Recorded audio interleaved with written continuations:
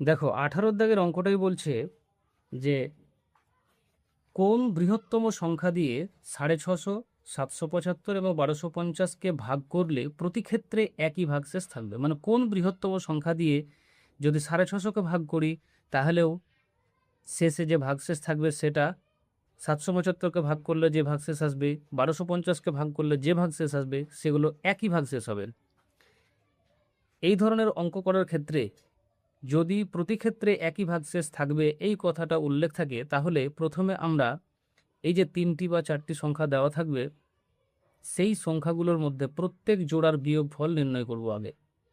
যেমন আমি এখানে করেছি 775 থেকে 650 বাদ দিয়ে 125। তারপরে দেখো 1250 একটা সংখ্যা আছে, সেটা থেকে 775 বাদ দিয়ে 475, আর 1250 থেকে 650 বাদ দিয়ে পেয়েছি 600। এবার এই যে বিয়োগফল 3টি পেলাম, এই 3টি বিয়োগফল 125, 475 আর 600 এদের গসাগু নির্ণয় করব। আমরা ভাগ পদ্ধতিতে দেখো গসাগুটা নির্ণয় করেছি।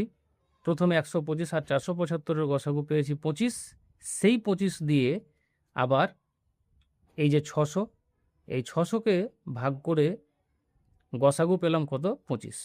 তাহলে এই যে শেষ পর্যন্ত 25 পেলাম, এই 25ই হলো নির্ণেয় বৃহত্তম সংখ্যা। মানে এই 25 দিয়ে যদি আমি 775, 650, 775 আর 1250 যেটা অঙ্কে দেওয়া আছে সেই সংখ্যাগুলোকে ভাগ করলে একই ভাগশেষ আসবে।